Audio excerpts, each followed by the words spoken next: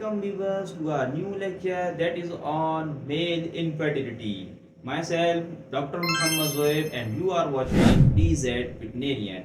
आज जो हमारा टॉपिक है वो है मेल इनफर्टिलिटी इन बुल। तो शुरू करते हैं। मेल इनफर्टिलिटी लेक्चर नंबर 3 है हमारा, जो कि 7th सेमेस्टर डीबी में पढ़ाया जाता है। पोस्ट टाइटल है ऑब्स्टेट्रिक्स एंड जेनिटल डिजीजेस और उसका कोड है 30401। जो मेल इनफर्टिलिटी है एनिमल में वो दो किस्म में तकसीम है।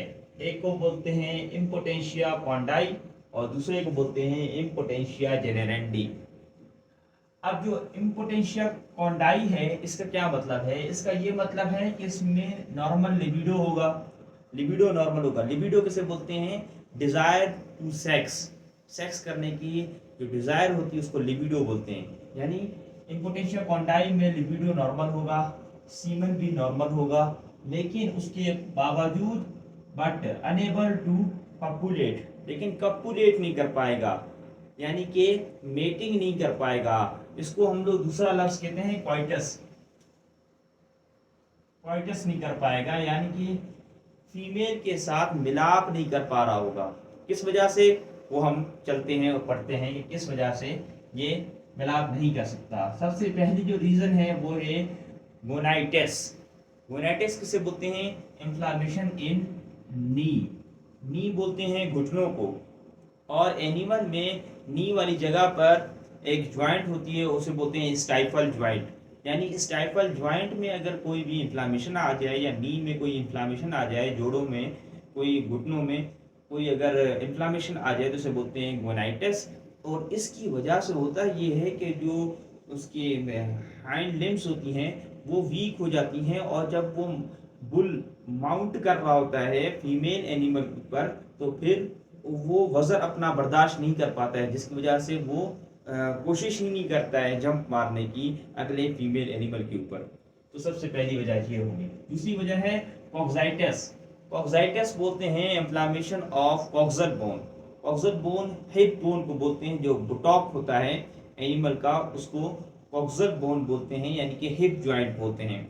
अगर उस ज्वाइंट में कोई भी इन्फ्लामेशन वगैरह आ जाए तो उसे बोलते हैं कॉक्साइटिस, और इसकी वजह से भी एनिमल माउंटिंग नहीं कर पाता है, कपुलेट नहीं कर पाता है। तो ये दो वजूहत हो गई।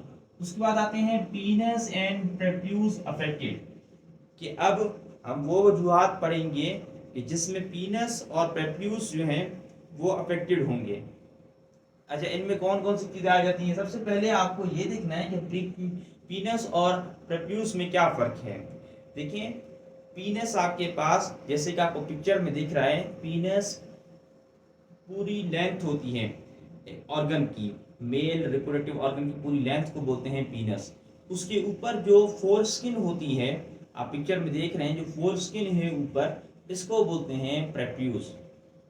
और इसके अलावा जो हेड ऑफ पीनस है, पीनस का जो हेड होता है उसे ग्लैंड पीनस बोलते हैं, ग्लैंड पीनस। ठीक है, अब चलते हैं और वजूहात देखते हैं कि क्या क्या डिसऑर्डर्स हैं। शॉर्ट पीनस, ये हेरिटेबल एक कंडीशन है कि जिसमें जो बुल है उसका पीनस शॉर्ट हो जाता है। पीनस शॉर्ट होने की वजह से जब वो मेटिंग कर रहा होता है तो सही तरीके से अपना पीनस इंसर्ट नहीं कर पाता है फीमेल एनिमल के अंदर, तो इस वजह से भी मेल इनफर्टिलिटी आ जाती है। दूसरी बात है शॉर्ट रिट्रैक्टर पीनस।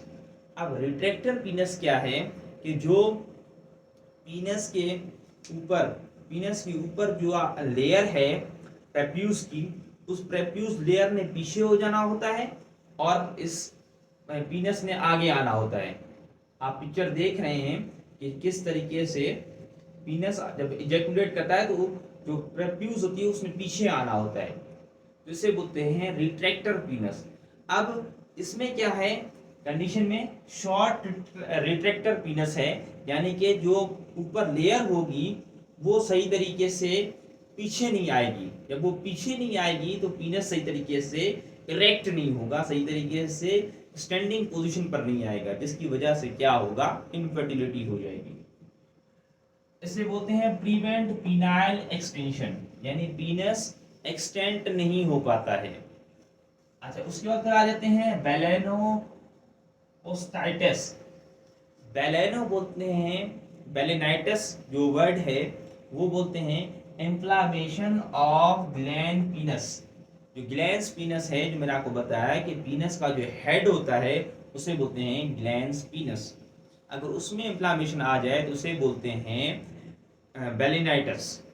और उसके बाद है पोस्टाइटिस। तो पोस्टाइटिस बोलते हैं इंफ्लामेशन ऑफ प्रेप्यूस। जो ऊपर वाली लेयर होती है अगर उसमें इंफ्लामेशन आ जाते हैं उसे बोलते हैं पोस्टाइटिस। और अगर ये दोनों एक साथ आ जाए तो उसको बोलते हैं बेलेनोपोस्टाइटिस। अच्छा, अब आ जाते हैं पाइमोसिस। नंबर एफ पर आ जाती है पाइमोसिस। पाइमोसिस क्या चीज है? पाइमोसिस को हम लोग स्टेनोसिस भी बोलते हैं। ये उसी तरीके से ही जो प्रेप्यूस अब पीछे नहीं आता है और पीनस सही तरीके से इरेक्ट नहीं होता है, इसी कंडीशन को पाइमोसिस ही कहते हैं। यानी कि पाइमोसिस और शॉर्ट रिट्रैक्टर पीनस सेम कंडीशन में आ जाते हैं और उसमें प्रीवेंट पेनाइल एक्सटेंशन हो जाती है, यानी पीनाइल की जो एक्सटेंशन है, पीनस जो है वो एक्सटेंड नहीं हो पाता है सही तरीके से। उसके बाद फिर आ जाता है पैरापाइमोसिस। पैरापाइमोसिस तो ये है कि पीनस है, पीनस के ऊपर जो प्रेप्यूस है वो प्रेप्यूस पीछे तो आ जाती है, अब वो दोबारा कवर बैक नहीं कर पाती है। दोबारा उसने कवर बैक करना था, कवर बैक नहीं करती, यहीं पर ही एक्यूमुलेट हो जाती है, यहीं पर ही क्या बोलते हैं एक थिक मैस बना लेती है, जिसकी वजह से क्या होता है इनफर्टिलिटी कॉज हो जाती है। क्योंकि अच्छे तरीके से पीनस अगर इरेक्ट नहीं होगा और दोबारा वापस अपनी प्लेसिड पोजीशन पर नहीं आएगा तब तक वो सही तरीके से अपनी फर्टिलिटी शो नहीं कर सकेगा। तो ये पैरापाइमोसिस पाइमोसिस के ऑपोजिट है। पाइमोसिस में प्रेप्यूस पीछे आ ही नहीं रहा होता है और पैरापाइमोसिस में पीछे आ तो जाता है, अब दोबारा कवर बैक करने के लिए आगे नहीं आता है। जरा ये देखें, unable to cover the penile head back. तो पीनाइल हेड को दोबारा कवर करने के लिए ऊपर नहीं आता है। ये आप पिक्चर भी देख रहे हैं, पिक्चर में आपको शो हो रहा है कि किस तरीके से पैरापाइमोसिस को देखा जा सकता है। उसके बाद है प्राइपिज्म। प्राइपिज्म बोलते हैं परसिस्टेंट इरेक्शन को, यानी कि बिना किसी वजूहात के पीनस इरेक्टेड खड़ा हुआ है, पीनस स्टैंडिंग पोजीशन पर है, कोई सेक्सुअल अरोजल नहीं है, कोई सामने सेक्सुअल एक्टिविटी नहीं हो रही है, लेकिन फिर भी पीनस क्या है इरेक्टेड है, स्टैंडिंग पोजीशन पर है। इस कंडीशन को बोलते हैं प्राइपिज्म और ये भी एक एबनॉर्मल कंडीशन है, इसकी वजह से भी इनफर्टिलिटी के चांसेस होते हैं।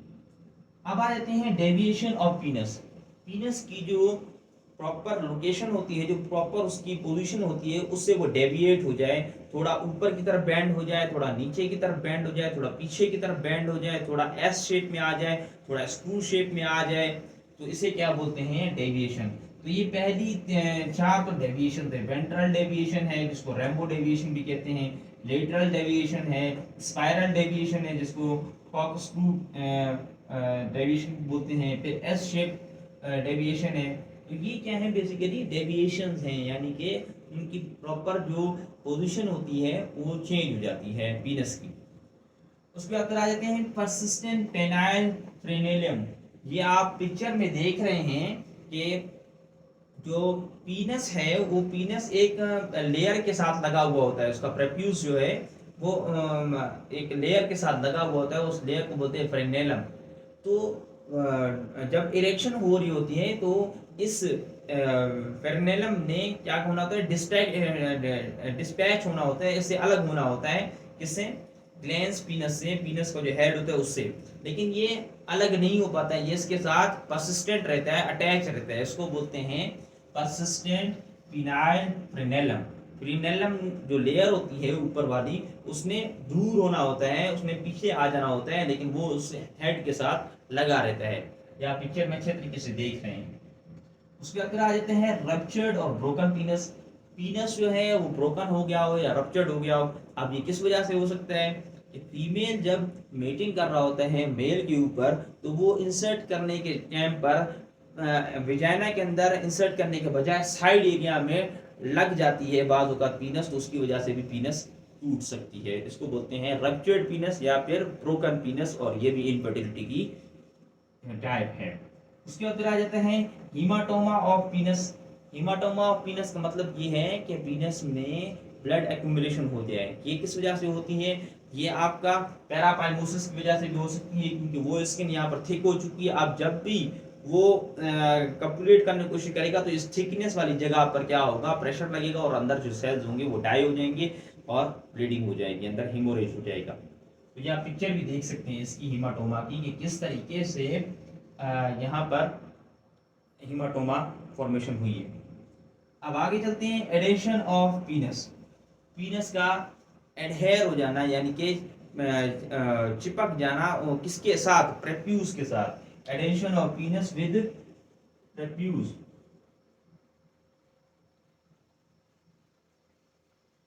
प्रेप्यूज के साथ क्या हो जाए, पीनस अटैच हो जाए, और उसकी वजह से फिर क्या होती है, इरेक्शन सही तरीके से नहीं हो पाती है, नॉर्मल इरेक्शन नहीं हो पाती है, और ये भी एक क्या है, एबनॉर्मल कंडीशन है।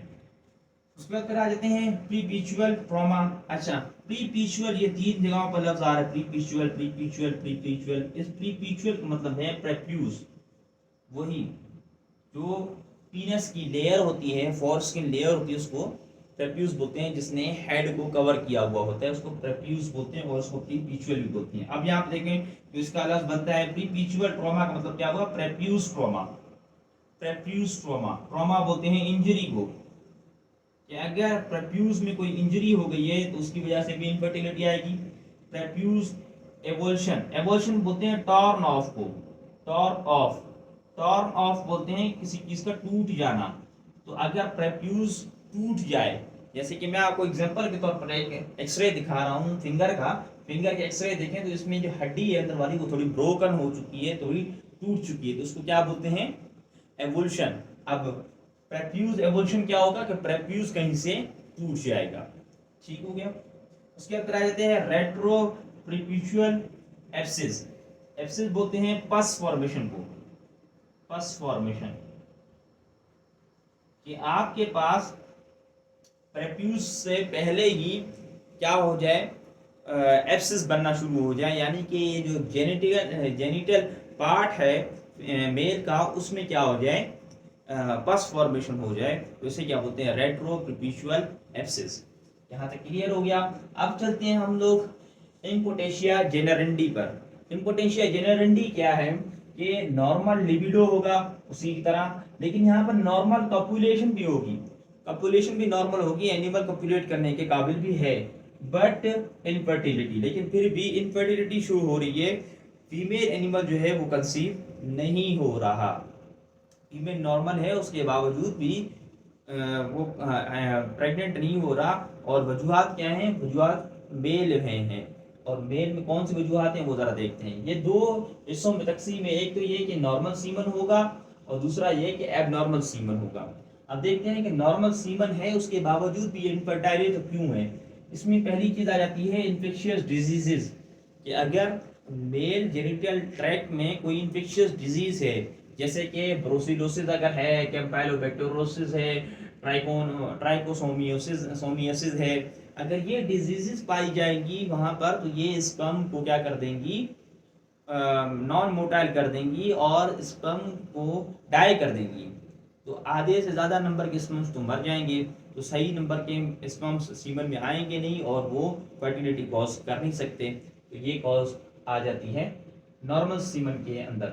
उसके बाद कह जाते हैं इनहेरिटेड सीमन डिफेक्ट्स, यानी सॉरी इनहेरिटेड स्पर्म डिफेक्ट्स, कि स्पर्म में इनहेरिटेड कोई मसला आ गया है, यानी कि उसमें कोई जेनेटिकल मसला आ गया है, या मदर की तरफ से कोई मसला आ गया। इसमें देखिए जरा डाइडेम इफेक्ट है। डाइडेम इफेक्ट क्या है, इवर्शन ऑफ गैलिया कैपिटिस। अब गैलिया कैपिटिस क्या है, कि ये जो आपके पास मैं स्पर्म की अगर वो बनाऊं, स्पर्मेटोजुआ की अगर मैं स्ट्रक्चर बनाऊं, तो ये आपके पास इस तरीके से ये माइटोकॉन्ड्रिया आ जाएगा, ये न्यूक्लियस आ जाएगा, न्यूक्लियस, माइटोकॉन्ड्रिया, और ये फिर आ जाएगा इसका टेल। ये पूरा पार्ट आ जाएगा हेड का, और यहाँ पर ये इसका जो अपर पार्ट होता है इसको बोलते हैं एक्रोसोम, एक्रोसोम, और ये इसके ऊपर जो लेयर होगी इसको बोलेंगे सेल मेम्ब्रेन। ठीक है,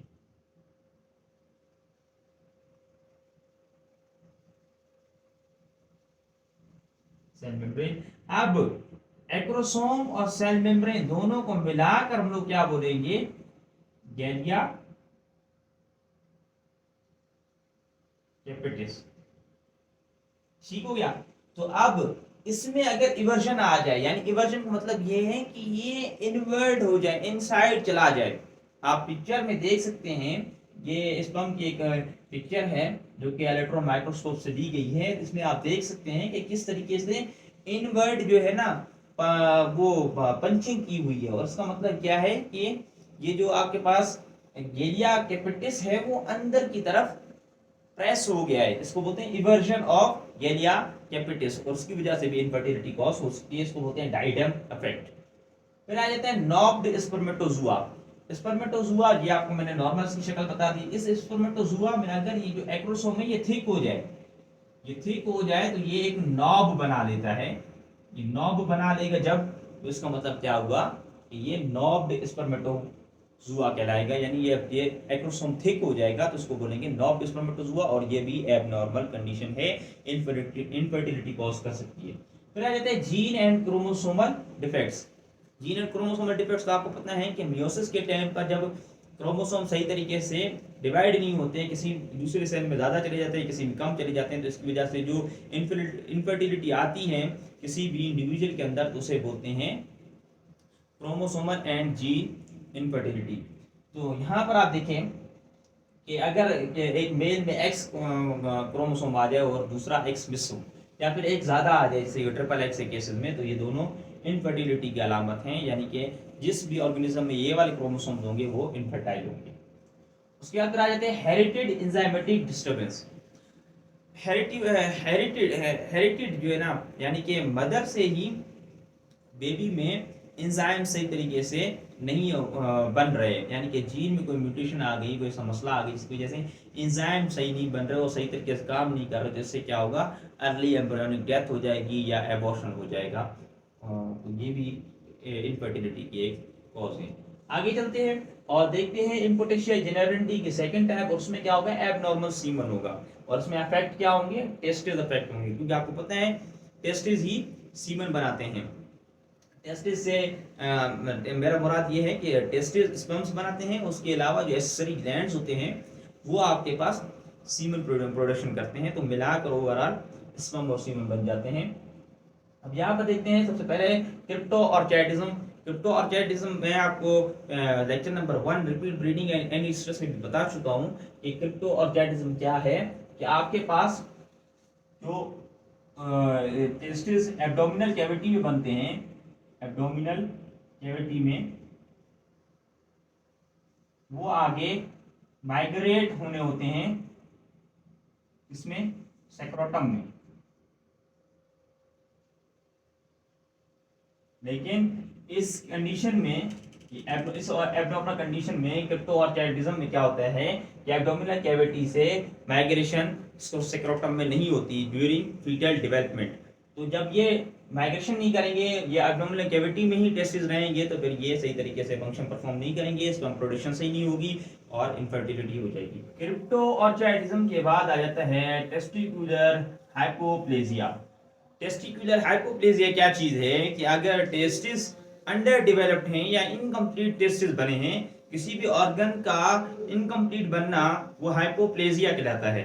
तो टेस्टिकुलर हाइपोप्लेजिया का मतलब ये है कि जो आपके पास टेस्टिस होंगे उसमें जर्म सेल जो है वो कम बन जाए, स्पर्मेटोगोनिया कम बन जाए, जर्म लाइन एपिथेलियम जो है वो सही तरीके से ना बने, तो इस वजह से फिर आगे जाकर स्पर्म्स जो है वो सही नहीं बनते हैं।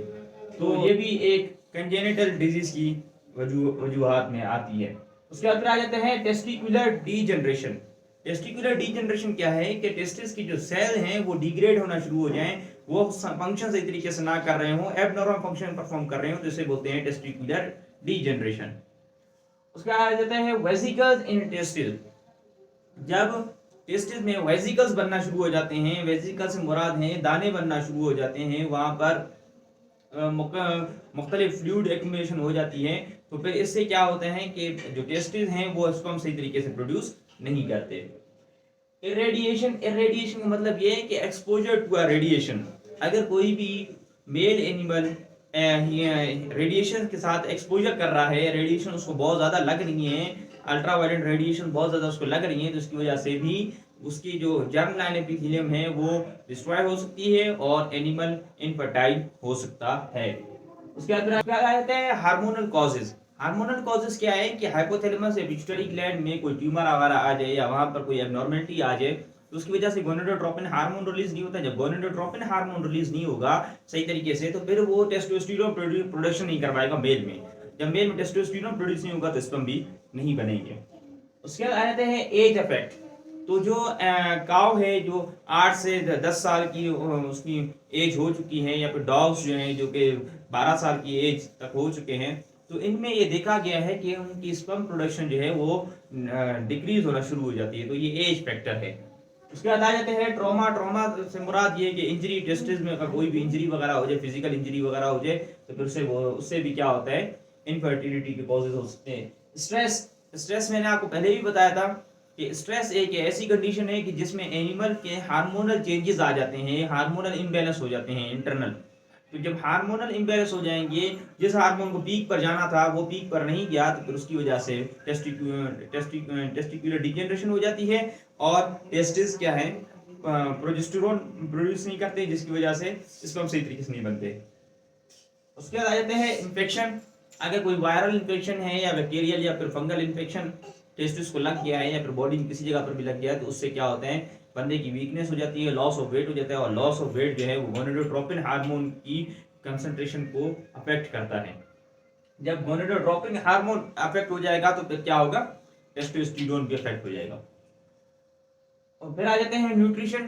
तो सीमन में आपको पता है कि कार्बोहाइड्रेट और मुख्तलिफ प्रोटीन्स वगैरह भी मौजूद होते हैं। तो अगर न्यूट्रिशन आपके सही नहीं होगी, जो आपने एनिमल को डाइट दी है वो सही नहीं होगी, उसमें मिनरल या वाइटामिन वगैरह सही अमाउंट में नहीं होंगे, तो उससे क्या होगा, स्पर्म प्रोडक्शन डिक्रीज हो जाएगी। पॉइजन्स, अगर एनिमल ने कोई पॉइजन खा लिया तो उसकी वजह से भी क्या होगा, एनिमल एबनॉर्मल हो जाएगा और उसमें टेस्टिस के अंदर जो स्पर्म प्रोडक्शन है वो सही नहीं होगी।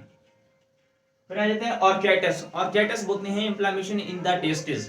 टेस्टिस में इंफ्लेमेशन हो जाए तो उसको बोलते हैं ऑर्चेटस, और इंफ्लेमेशन हो जाएगी तो वहां पर सही तरीके से फंक्शन परफॉर्म नहीं होगा, फंक्शन परफॉर्म नहीं होगा तो स्पर्म सही नहीं बनेगी। Testicular fibrosis. टेस्टिकुलर फिब्रोसिस का मतलब ये है कि टेस्टिस में फिब्रोसिस हो जाना। फिब्रोसिस किसे बोलते हैं, फिब्रस जो कनेक्टिव टिश्यूज होते हैं उनके अमाउंट में इंक्रीज हो जाना और टेस्टिस का हार्ड हो जाना, जिसकी वजह से टेस्टोस्टेरोन प्रोडक्शन सही नहीं होती है और स्पर्म सही नहीं बनते। Testicular tumours, interstitial cell tumours, Sertoli cell tumours. तो ये 3 किस्म के ट्यूमर्स हैं। ट्यूमर बोलते हैं कैंसर को। अगर यहाँ पर नॉर्मल सेल डिवीजन नहीं हो रही हो, एबनॉर्मल सेल डिवीजन हो रही हो, तो इसकी वजह से भी इनफर्टिलिटी के चांसेस आ सकते हैं। ये तीनों आपके पास ट्यूमर की कॉजेज हैं। फिर आ जाते हैं स्पर्मियोस्टेसिस। स्पर्मियोस्टेसिस बोलते हैं कि जो स्पर्म है वो अब उसमें मैच्योर होकर स्पर्मेटोजुआ में बनना है, यानी एक सर्कल शेप स्पर्म ने अब एक ऐसी शक्ल इख्तियार कर लेनी है कि जिसमें हेड भी हो, उसमें उसकी नेक भी हो और उसकी टेल भी हो। तो ये जो शक्ल कहलाती है इसको बोलते हैं स्पर्मेटोजुआ। तो स्पर्मियोस्टेसिस एक ऐसी कंडीशन है, एब्नॉर्मल कंडीशन है कि जिसमें क्या होता है कि स्पर्म आगे मैच्योर होकर स्पर्मेटोजुआ में कन्वर्ट नहीं होता। जब स्पर्मेटोजुआ में कन्वर्ट नहीं होगा तो फिर स्पर्म मोटाइल नहीं होगा, नॉन मोटाइल रहेगा, और नॉन मोटाइल स्पर्म किसी काम के नहीं होते, क्योंकि आगे जाकर फीमेल ट्रैक में इन स्पर्म से मूव करके एम्पूला की तरफ जाना होता है। फिर आ जाता है स्पर्मेटोसील। स्पर्मेटोसील क्या है कि जो एपिडाइडमस है, जो टेस्टिस के बाद जो ट्यूब निकलती है जिसमें स्पर्म स्टोर हो होते हैं, उसको बोलते हैं एपिडाइडमस। एपिडाइडमस में अगर कोई इंफ्लेमेशन वगैरह हो जाए, कोई ब्लॉकेज वगैरह हो जाए, तो उसको बोलते हैं स्पर्मेटोसील। फिर आ जाता है सेमिनल वेजिकुलाइटिस। सेमिनल वेजिकुलाइटिस क्या है कि सेमिनल वेजिकल्स में क्या आ जाए, इंफ्लेमेशन हो जाए। सेमिनल वेजिकल एक ऐसा एक्सेसरी ग्लैंड है जो कि मेल रिप्रोडक्टिव ऑर्गन में शुमार होता है और ये सीमन प्रोडक्शन में हेल्प करता है। अगर इसमें इंफ्लेमेशन हो जाएगी तो सीमन सही अमाउंट में नहीं बनेगा। प्रोस्टेटस, प्रोस्टेटस बोलते हैं प्रोस्टेट ग्लैंड का इन्फ्लेम्ड हो जाना।